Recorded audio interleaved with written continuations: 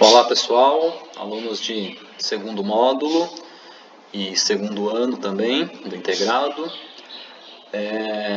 Aula de hoje a gente continua o assunto de padronização de soluções. Vai ser bem rapidinho aqui a tarefa dessa semana, né?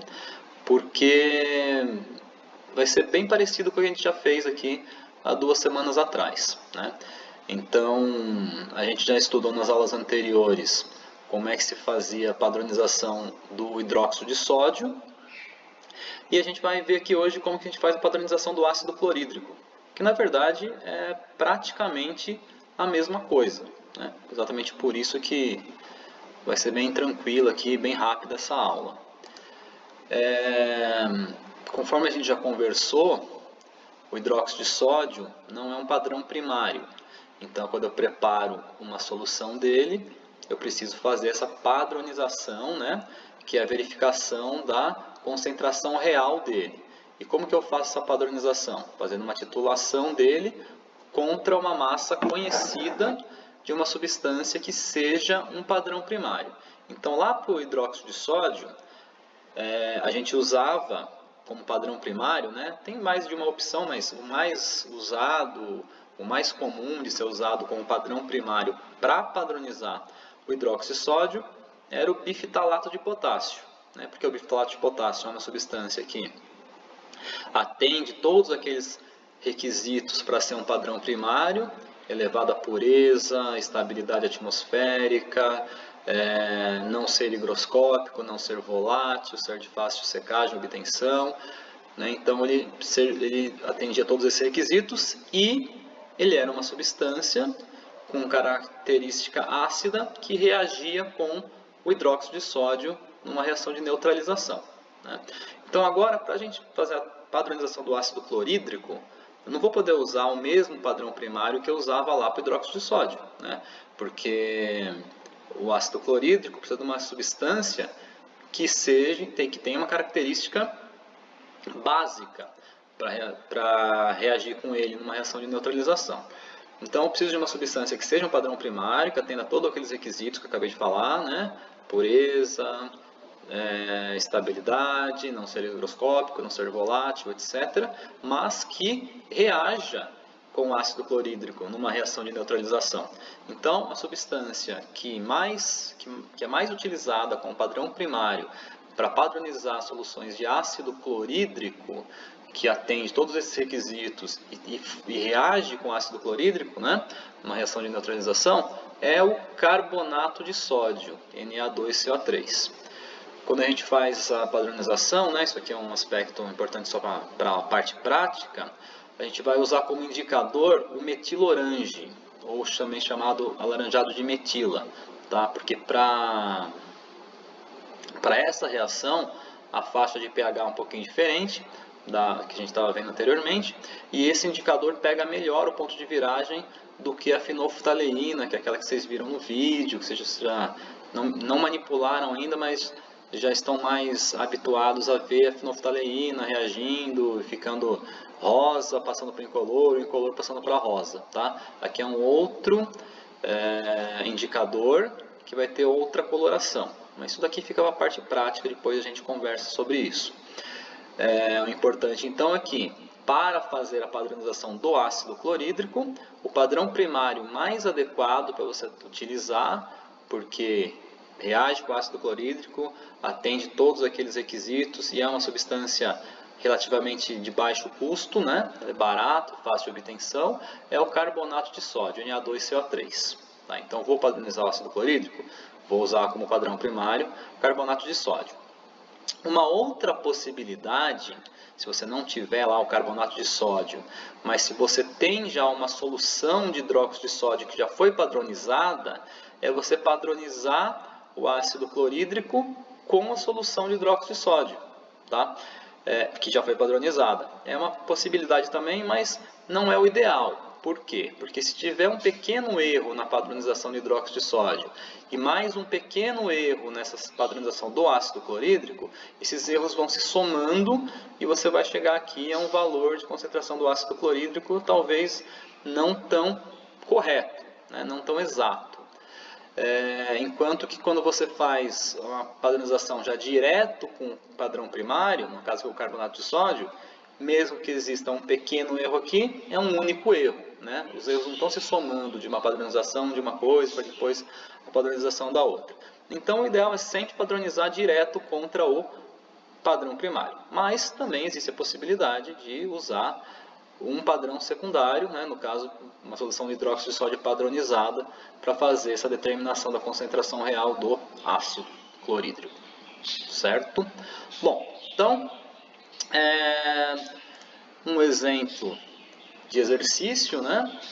Como que a gente faria essa padronização do ácido clorídrico? Então, preparei lá uma solução de ácido clorídrico para ser 1 mol por litro. Então, lembre, isso aqui é concentração teórica, isso aqui é concentração desejada, né? Eu fiz todas as contas lá para o meu ácido clorídrico sair a 1 mol por litro, mas como ele não é padrão primário, eu nunca tenho certeza se ele saiu realmente nessa concentração que eu desejava. Então, por isso que eu tenho que fazer a padronização.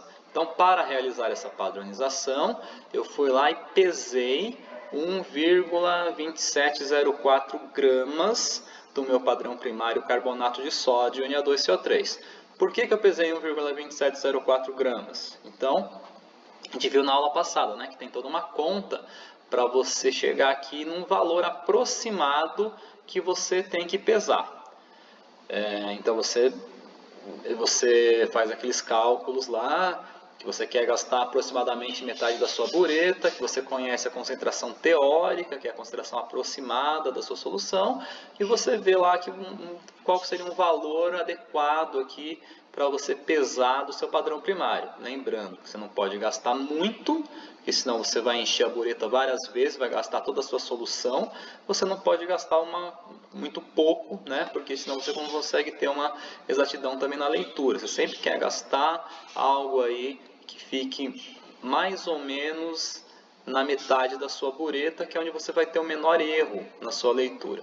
Então você faz aqueles cálculos prévios, você viu lá que tinha que pesar alguma coisa próximo disso daqui, e a gente foi lá e pesou nesse exemplo exatamente 1,2704 gramas do seu padrão primário carbonato de sódio. Então aqui no Erlen, padrão primário carbonato de sódio, na sua bureta, solução de ácido clorídrico, que você sabe a concentração teórica, a concentração aproximada, mas você quer padronizar, ou seja, quer determinar a concentração real, a concentração verdadeira dela.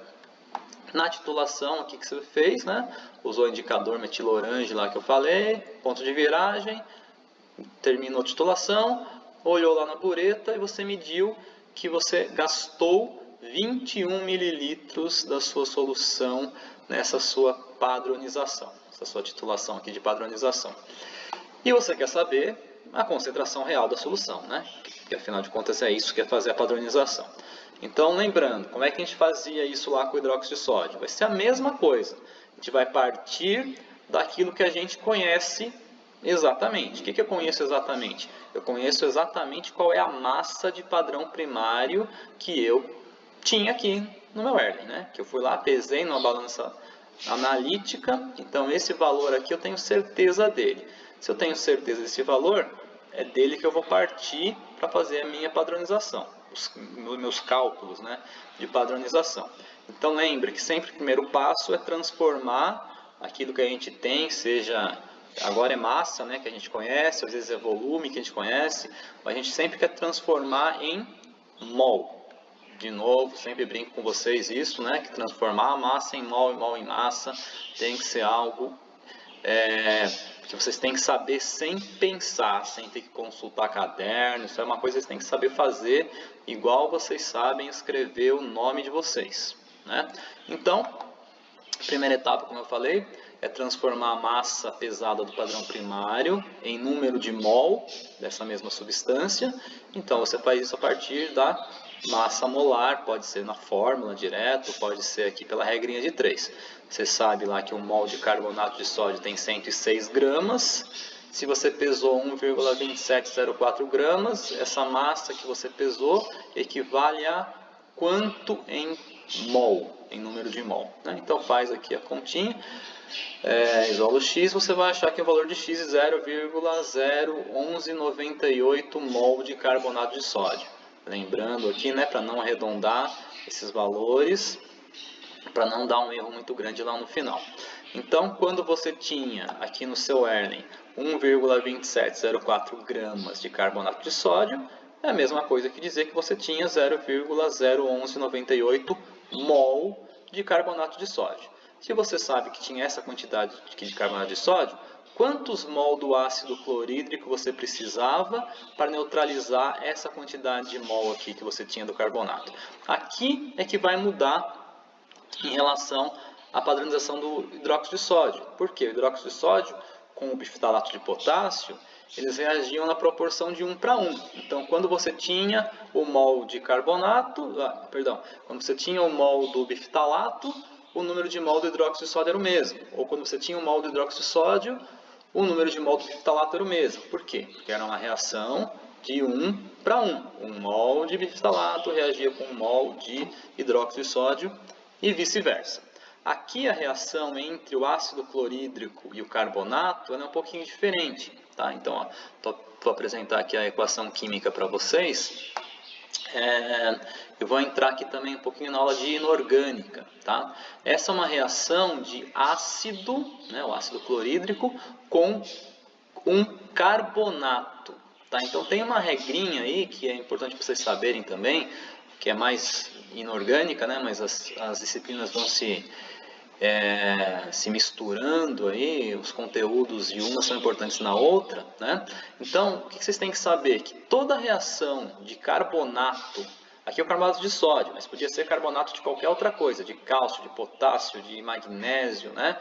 Qualquer reação de carbonato ou de bicarbonato, mesma coisa, podia ser bicarbonato de sódio, bicarbonato de potássio, bicarbonato do que fosse, né? Então, reações de carbonatos ou de bicarbonatos com ácido, seja lá qual for o ácido também, né? Aqui é o ácido clorídrico, mas podia ser o sulfúrico, o nítrico, etc. Tá?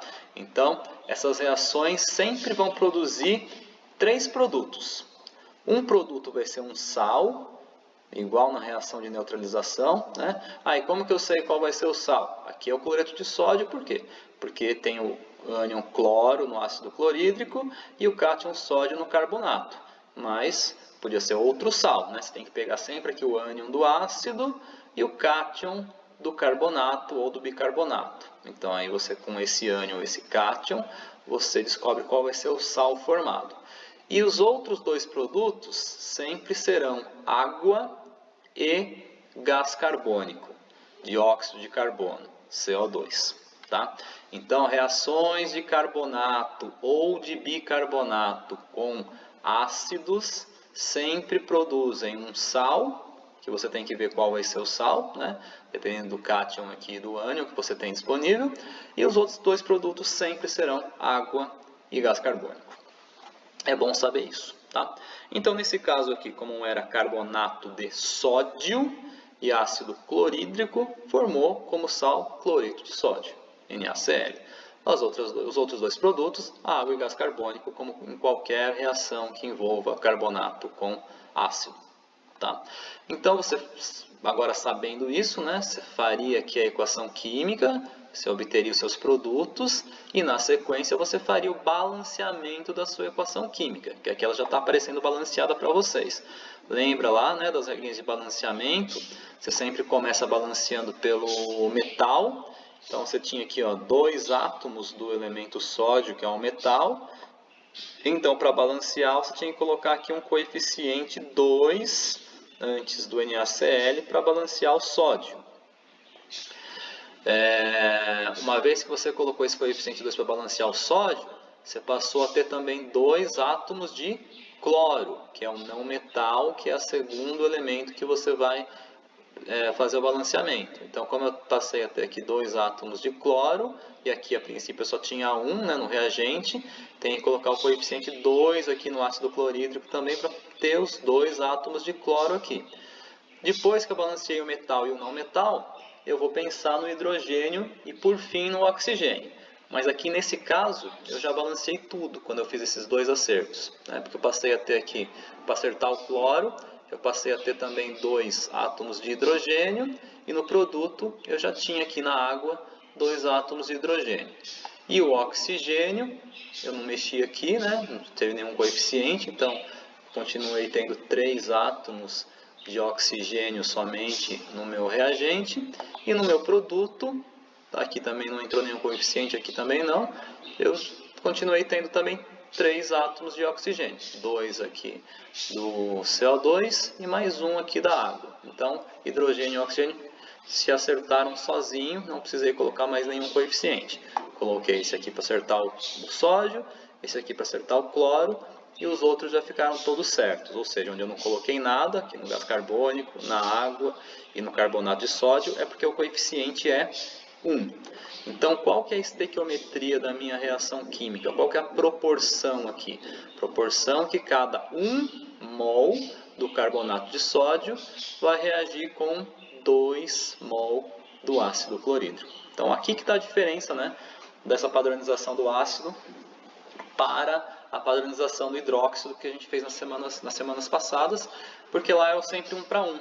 Aqui não vai ser 1 para 1, né? Aqui o meu padrão primário, que é o carbonato de sódio, ele reage na proporção de 1 mol dele para cada 2 mol de ácido clorídrico. Então, se eu tiver a quantidade de carbonato de sódio, que a gente pode calcular, né, aqui no slide anterior, para saber o número de mol de ácido clorídrico, vai ser sempre o dobro, né? O ácido clorídrico é o dobro do carbonato de sódio. Então, seja lá qual for a quantidade que eu tenho aqui, o do ácido vai ser sempre o dobro. Então, multiplicou por 2 aqui.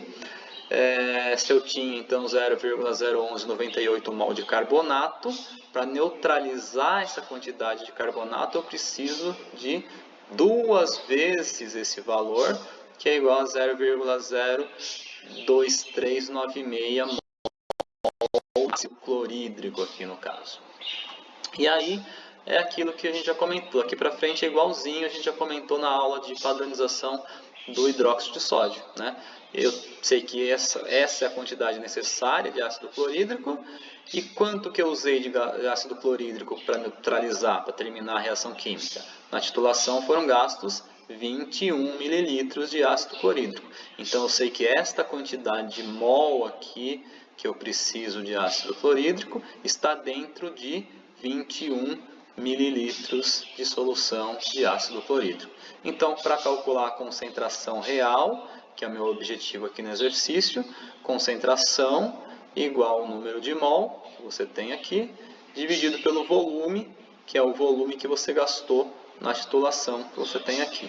Então, a concentração real, verdadeira, aí dessa solução de ácido clorídrico vai ser 0,02396 mol, dividido por 0,021 litros, né, que nada mais é do que os 21 mililitros aqui, dividido por 1000, para transformar em litros. A concentração real, a concentração verdadeira, portanto, 1,14 mol por litro. Então, aquilo que a gente falou, preparei a solução, fiz todas as contas, todo o procedimento para que ela saísse exatamente 1 mol por litro.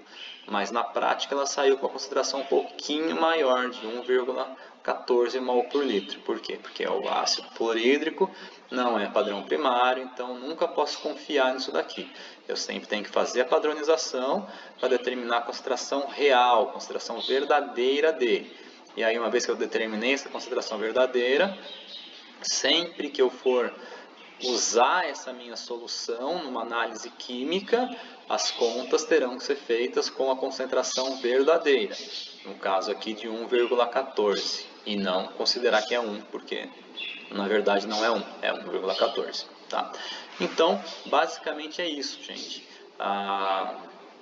Tem 3 exercíciozinhos aí de fixação envolvendo exatamente esse exemplo que eu... É praticamente igual esse exemplo que eu acabei de fazer aqui com vocês, envolvendo sempre ácido clorídrico e carbonato de sódio. Então, é igualzinho à aula passada de padronização do hidróxido, só que vai mudar aqui, né? A estequiometria da reação. Quando você descobrir o número de mol de carbonato de sódio, o do ácido não vai ser igual. vai ser o dobro. Por quê? Porque a reação química aqui é de 1 para 2 e não de 1 para 1, como era no caso do hidróxido de sódio reagindo com o bifitalato de potássio. Tá? Então, por hoje era só isso mesmo. Boa resolução de exercícios para vocês aí. Boa semana e até mais.